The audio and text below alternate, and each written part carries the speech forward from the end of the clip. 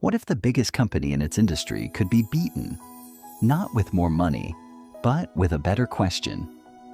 In 1962, a graduate student sat in a classroom in California and asked something nobody else was asking.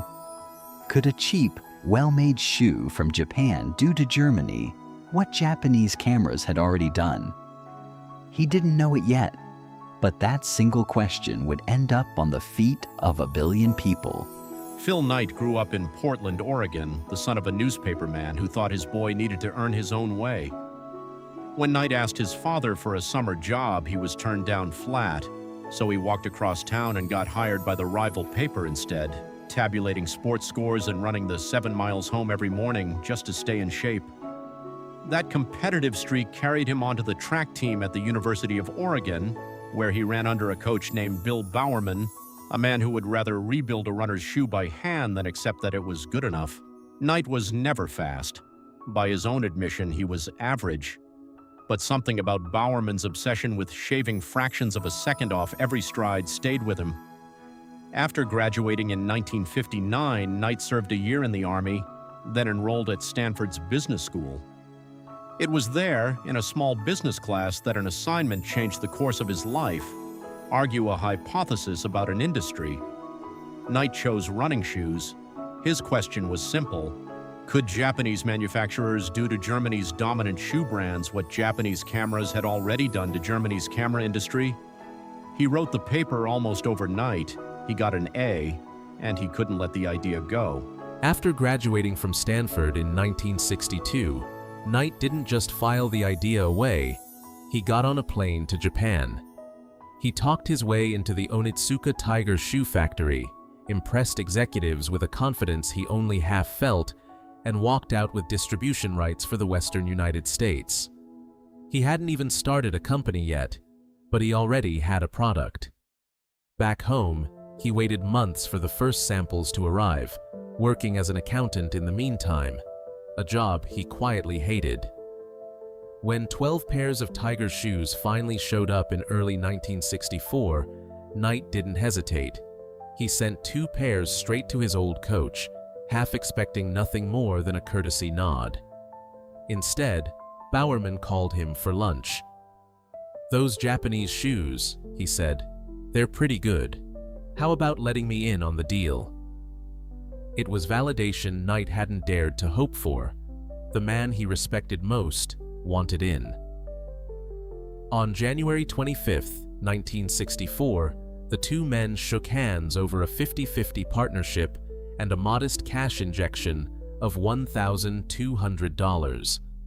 Blue Ribbon Sports was born, operating out of nothing more than an idea and a trunk full of shoeboxes. There was no headquarters, no warehouse, no sales team, just Knight, driving his green Plymouth Valiant from one track meet to the next across the Pacific Northwest, popping the trunk to sell shoes directly to runners and coaches who trusted his eye for quality. He kept his accounting job during the week because Blue Ribbon Sports wasn't generating anywhere near enough to live on. Sales were real, but painfully slow. A few $1,000s a year at first, growing steadily, but not spectacularly. Every dollar of profit went straight back into more inventory. There was no outside investment, no safety net, and for years, no guarantee this would ever be more than a side hustle bleeding into Knight's weekends. He and Bowerman weren't building a brand yet.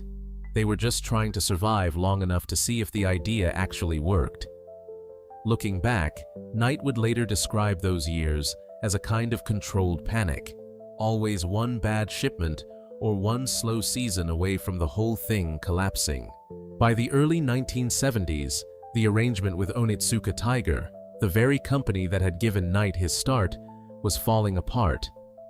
Onitsuka had grown suspicious of Blue Ribbon Sports' ambitions and pushed for a deal that would have handed them majority control of the company Knight had spent nearly a decade building. For Knight and Bowerman, it wasn't a negotiation anymore. It was an ultimatum.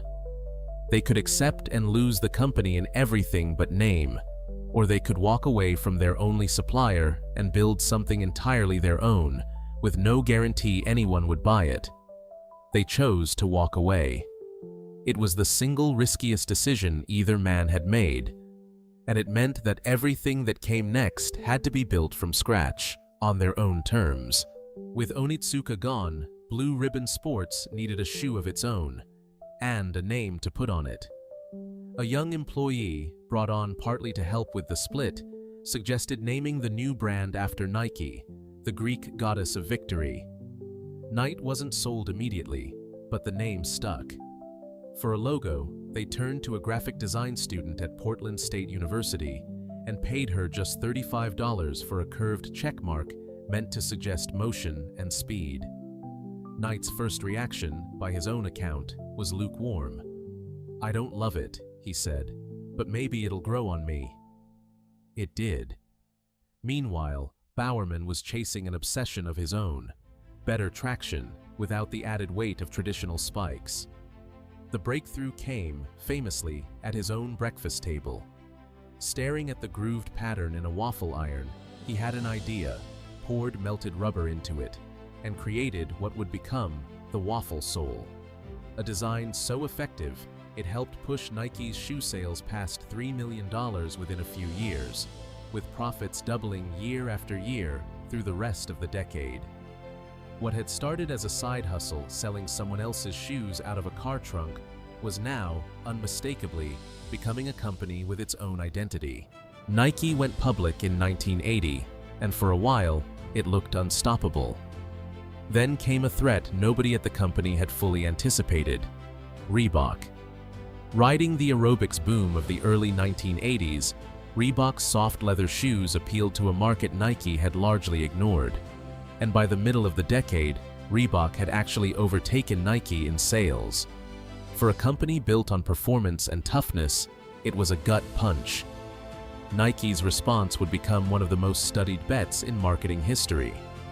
In 1984, they signed a rookie basketball player who hadn't yet played a single professional game, Michael Jordan, for a shoe deal that Nike's own executives worried was too expensive and too risky. 4 years later, in 1988, the company paired that partnership with a new slogan meant to capture pure, unapologetic determination: just do it. The combination didn't just help Nike recover from Reebok, it redefined what a sports brand could be, transforming Nike from a shoe company into a cultural force built around identity, ambition, and athletes as icons. It started with a question in a Stanford classroom, a trunk full of shoe boxes, and a coach willing to bet on an average runner with an uncommon idea. Decades later, that idea has grown into a company worth well over $100 billion, present on the feet of roughly 1 in 3 people who pass you on the street. But strip away the swoosh, the endorsements, and the billions, and the real story is simpler than it looks. Phil Knight wasn't the fastest runner, the best salesman, or the most naturally gifted businessman in the room. What he had was a willingness to keep asking a question everyone else had already dismissed, and the patience to survive years of slow, uncertain progress before anyone else could see where it was headed. If you're building something right now that nobody around you quite believes in yet, that might not be a warning sign. It might be exactly the position every founder in this story once stood in. If stories like this one keep you moving forward, subscribe. There's another one coming soon.